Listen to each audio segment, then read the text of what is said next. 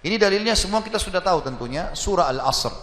Nah, ini semua insya Allah umat Islam hafal karena pendeknya surah ini ya.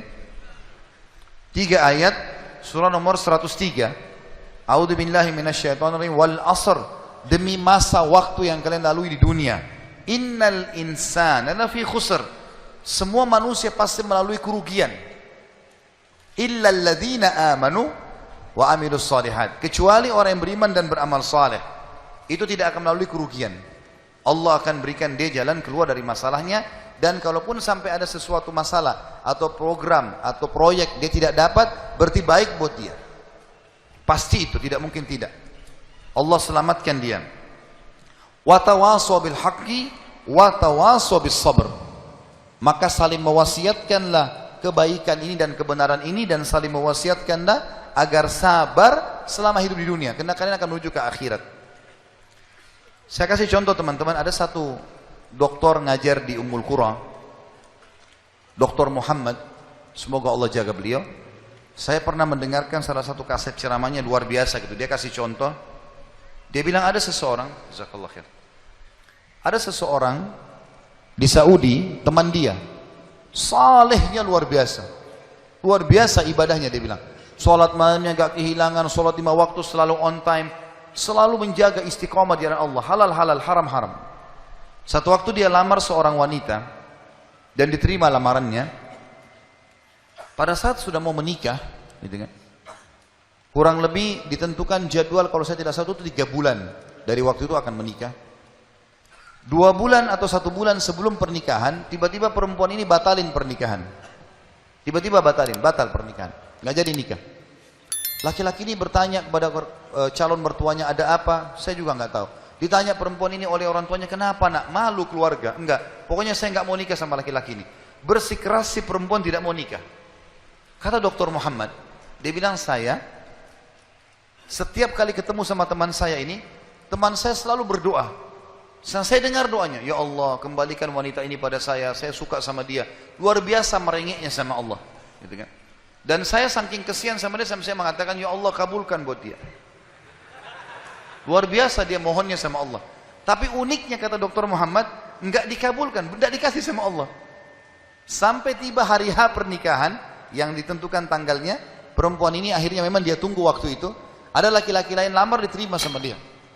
Diterima pada saat itu. Diterima lamaran laki-laki baru. Waktu sudah menikah sama laki-laki itu, si orang soleh ini, temannya Dr. Muhammad, berhenti berdoa.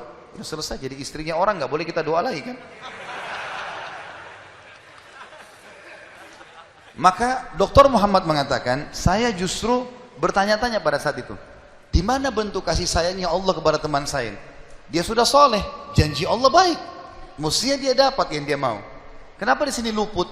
Nah ini yang saya bilang di poin ke-11, Allah selamatkan dari kerugian dan bahaya. Ternyata dia bilang, justru setelah perempuan itu nikah sama laki-laki yang jadi suaminya sekarang, saya baru tahu bentuk kasih sayangnya Allah pada teman saya. Karena ternyata baru sebulan menikah, perempuan ini periksa ke dokter, dia punya sakit di dada sebelah kanannya, maaf di payudara sebelah kanan. Dokter memvonis kena kanker payudara yang kronis, harus dipotong. Sebulan menikah, payudara kanannya dipotong. Bulan kedua, kanker itu sudah menyebar ke payudara kiri dan dipotong dua-duanya dalam 2 bulan pernikahan. Bulan ketiga, ini kejadian nyata. Bulan ketiga, ternyata perempuan ini punya masalah di urat saraf di bagian otak belakangnya, sehingga membuat kedua matanya buta. Dan bulan keempat, wanita ini meninggal dunia. Kata dia, Dr. Muhammad bilang, subhanallah, kalau teman saya yang jadi suami dia, maka dia tidak akan menikmati pernikahan. Tapi Allah selamatkan dia dengan caranya. Jadi kadang-kadang ada yang luput dari kita. Kita sudah mohon sama Allah, Allah belum kasih. Kalau Allah tidak kasih, teman-teman, yakin itu baik buat kita. Jangan sangka buruk sama Allah.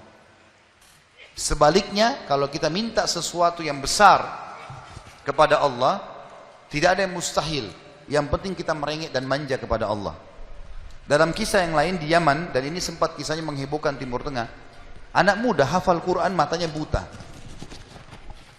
Anak ini dari kecil tidak pernah sekolah, dia ditinggal di rumah, tapi orang tuanya panggilkan guru ngaji, dia hafal Quran.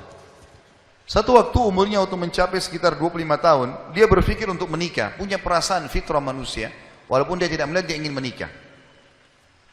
Setiap kali dia bicara sama ayahnya masalah pernikahan, ayahnya bilang, nak siapa yang mau menikah sama kamu? Nggak ada kerjaan, matamu buta gitu kan. Kalau misalnya ada orang yang simpatik, baru kita bukain pintu itu. Anaknya selalu merasa terpukul. Apa yang terjadi? Dia berdoa sama Allah. Dalam kisah ini dikatakan, dia cerita tentang dirinya, dia bilang, saya berdoa selama sebulan. Sebulan penuh berdoa. Mohon-mohon sama Allah. Kasih ya Allah, nikahkan saya. Dan doanya begini, ya Allah, karuniakan saya wanita yang paling cantik di Yaman, yang paling pintar, yang paling kaya. Begitu doanya.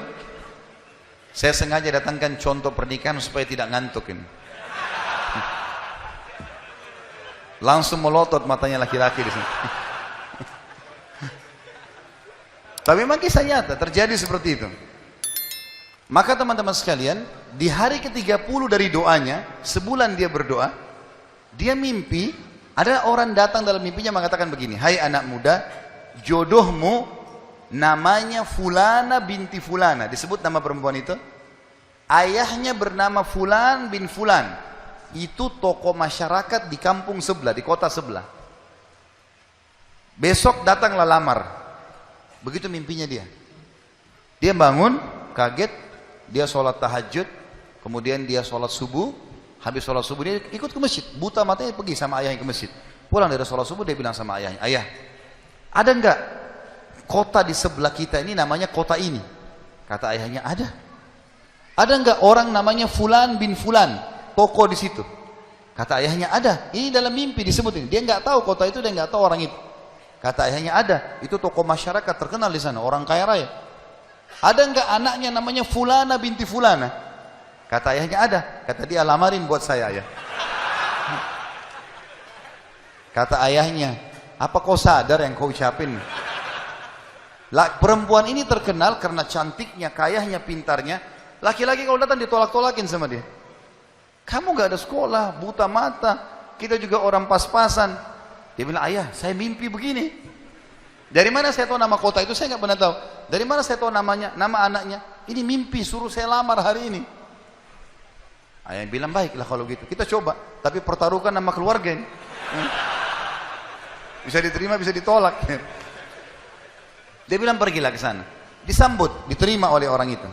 Subhanallah, ini kisah nyata ya, menghebohkan Timur Tengah kisah ini. Luar biasa. Maka pada saat itu masuk ke dalam rumah, disambut dan segala macam. Tuan rumahnya tanya, iya ada keperluan apa? Dia bilang, ini anak saya buta matanya tapi hafal Quran, disebutkanlah kebaikan-kebaikannya.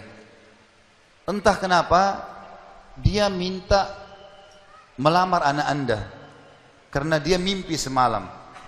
Anehnya si calon ayahnya si perempuan ini langsung bilang, saya terima lamarannya. Tiba-tiba kisah nyata begitu. Yang ayahnya si laki-laki bilang, kenapa anda spontan terima? Dia bilang, karena saya juga mimpi tadi malam. Loh, kisah nyata. Dia bilang, saya juga mimpi tadi malam, kalau hari ini akan datang anak mantu saya, namanya nama anakmu ini. Cirinya dia. Matanya buta, hafal Quran dari kampung sebelah kota kamu. Begitu mimpinya, luar biasa nih. Maka dia bilang, ayahnya bilang, tapi saya tidak tahu. Ini kan pagi-pagi tadi habis sholat subuh, siap-siap datang. Dia bilang, saya belum, kata ayahnya perempuan ini, saya belum tanya anak saya. Tergantung, anak saya terima ya sudah, kalau enggak ya enggak. Kata mereka, baiklah. Masuklah si ayah ke kamar anak perempuannya. Ini ayahnya ini sudah biasa, begitu ditanya, nak ada yang minta, saya nggak mau. Sudah biasa, nolak. Kata dia, nak, dari kampung sebelah, kota ini, kampung ini ada si Fulan, matanya buta, mau melamar kamu. Anak perempuan itu bilang apa? Ayah nikahkan saya. Terima lamarannya. Kata ayahnya, bagaimana? Kau belum lihat orangnya? Dia bilang, tadi malam saya mimpi. Kisah nyata loh. Si perempuan itu mimpi. Mengatakan akan datang jodohmu besok, namanya Fulana bin Fulan, dari negeri kota sebelah, buta matanya, hafal Quran, terima lamarannya, karena itu suami terbaik. Menikah gara-gara itu. Makanya sahabat dalam berdoa. Kita ini kadang-kadang atau antum ini sering berdoa, baru 2 kali sudah ngomel sama Allah. Sebulan orang berdoa, beberapa hari, sabar. Jadi minta sama Allah tidak ada yang mustahil. Gitu kan? Satu sisi yang lain, kalau kita sudah minta Allah belum kasih, berarti bukan Allah benci sama kita, justru Allah mau selamatkan kita, sebagaimana kisah tadi wanita yang buta itu.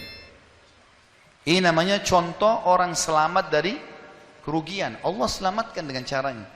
Masuk dalam semua lini teman-teman ya, proyek yang kita dapatkan dan semuanya ini termasuk kebaikan.